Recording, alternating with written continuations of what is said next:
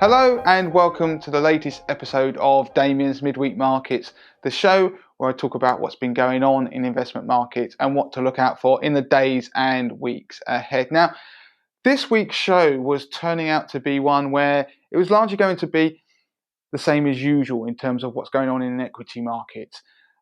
Up until about Wednesday, the narrative was that markets had been still pushing towards recent highs or new all-time highs. For example, on the S&P 500, the market was still in bullish mood into this new year, rallying because of optimism surrounding the global economy, the vaccine rollout, Joe Biden becoming the new president, and obviously his measures that he was putting in place in terms of stimulus. So all of that was adding to this air of euphoria and causing this upward momentum in equity markets. And of course, as I mentioned last week, the tech stocks out there were starting to show signs of playing catch up. They had been lagging since the autumn, but they, rather than leading the market as they did in early 2020 during the early lockdown and the pandemic, they were the laggards. And so we wanted to see some rotation into those, some rallying to increase the breadth, basically something to take the market to the next leg higher after we'd seen some decent rallies in value plays and cyclical sectors. Well, that was going to be the narrative. And then, like most things in investing, something happens and it starts to change. And that's what makes it exciting. Now, this week, one of the big stories has been the GameStop share price. Now, while the wider market is largely we've been going sideways, like I say, the S&P 500 have hit new highs. The UK FTSE 100 probably only down about 1% because of the continued rise in the value of the pound. European equities, the same, they were down around about 1%. In contrast, the share price of GameStop had risen so far this month 1,700%. And I know that sounds ridiculous, but that's right, 1,700%. So it's an incredible number. If you see the charts, then it just is parabolic. And GameStop is a retailer in the US and they basically sell computer games.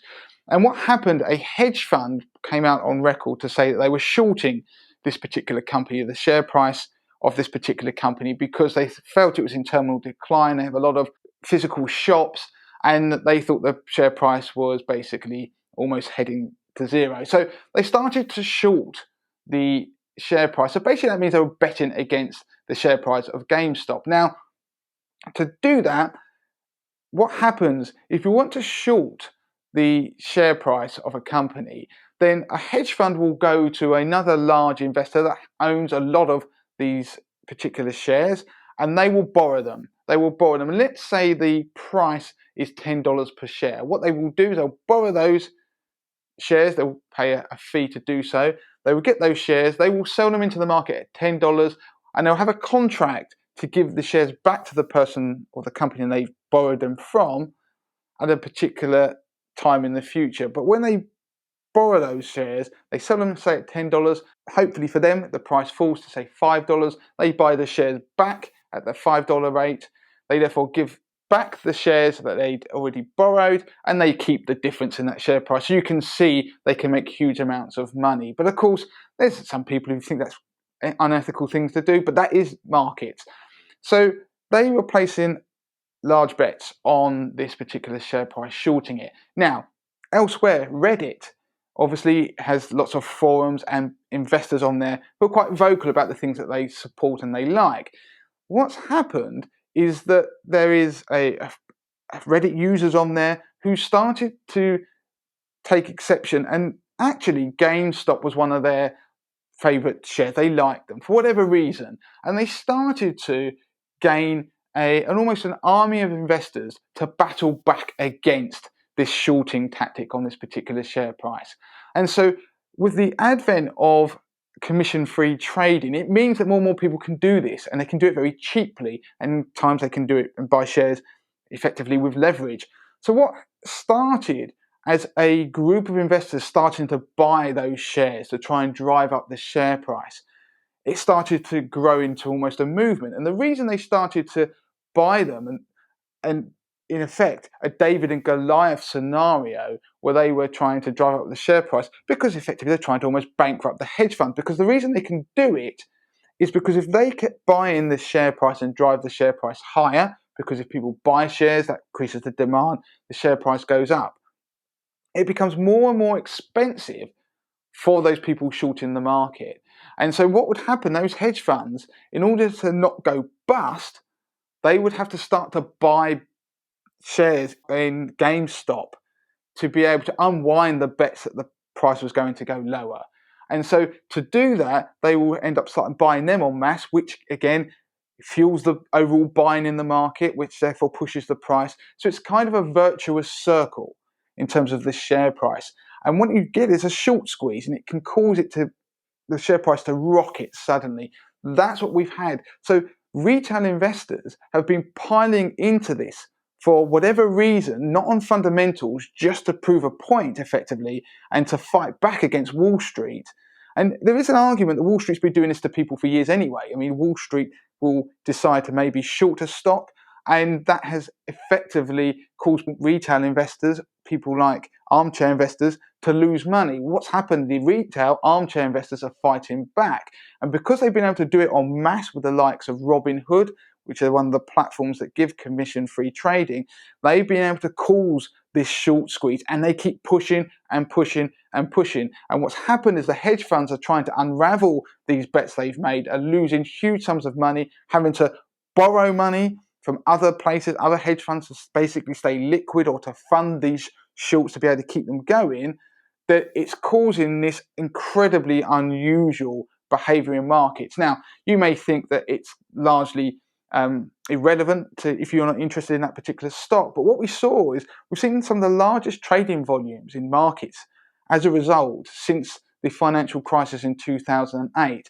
And also, don't forget, if a hedge fund or somebody who's short in the market wants to try and stay liquid and maybe continue some of those bets, to fund those effective bets against the market, what they will end up having to do is start to sell some other things. And that may be some of their long ideas, the things they're buying and holding, to be able to effectively stay liquid long enough in order for their short bets to come to fruition, hoping that they could beat off the retail investors and cause the stock price to collapse. They will start selling other things. And if they start selling lots of the other things that the rest of us own, maybe in pension funds or whatever it is, that can cause a wider sell-off in markets. So that has started to cause a bit of nervousness in equity markets as people are looking on at this kind of car crash that's happening for Wall Street. And it's kind of ironic that Wall Street is moaning about this, given that pretty much that's the tactic they've employed for years to make huge profits themselves. Now, of course, that is one thing that's come to the fore that's made people a little bit nervous. And on Wednesday, the US stock market suddenly had its worst day pretty much since about October, and markets collapsed about 2.5%. So the S&P 500 was down 2.5%, pretty much wiping out all of its year-to-date returns. And we saw similar things in the Nasdaq, and then leading into today, Asia has seen a sell-off. UK equities have seen a sell-off down around about 1% as I make this video. And it's we've seen a wobble in markets, but it's not just because of GameStop. One of the other reasons we've seen a bit of a wobble is because the US Federal Reserve spoke yesterday.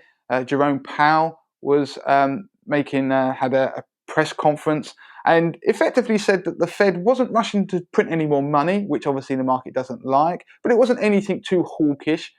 But the market was nonetheless not necessarily euphoric. There was concern that Biden's own stimulus package is likely to be delayed. That's causing more concern and a little bit of a wobble for markets. But the other thing is that there's been vaccine delays globally. You will see news headlines around that. So therefore, the whole COVID pandemic is likely to rumble on. So you started to see concerns around some of the earnings for these companies. So it's all been mixed up in a bit of nervousness. And if you want to see that nervousness, go and look at the VIX. I haven't spoken about the VIX for a while, and that's VIX, which is known as the fear gauge on Wall Street. So it is basically a measure of volatility future volatility on the S&P 500. But what it does, it gives you a good steer. When that number goes up, the market is starting to become fearful. And that number has leapt by about 40%. So it's currently at around about 32 as I make this video. That is a significant number. Anything above 30, 31 is showing signs of stress. And if you see that, then don't be surprised if we're going to see a few more wobbles in the days and weeks ahead, as some of those narratives that the market has been banking on start to look a little bit shaky. Plus, we're getting some of this very extreme behavior being driven in individual stocks like GameStop. I'll tell you how bizarre it is that people even started buying an Australian mining company just because the ticker, the thing that identifies that share, is very similar to that of GameStop. So you can just see how it's been indiscriminate buying. And of course, that could have the potential to unravel as well. So it means that where we are coming to the end of January, we were looking very optimistic, but now suddenly the market is quite nervous, flat for the year.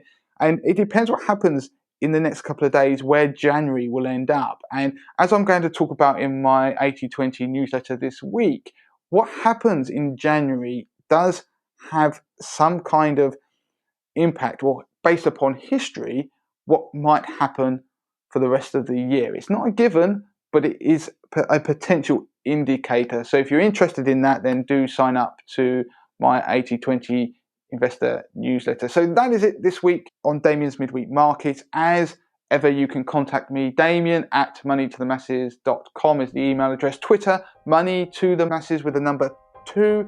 We're on Instagram, Facebook, and of course, don't forget to subscribe to our YouTube channel.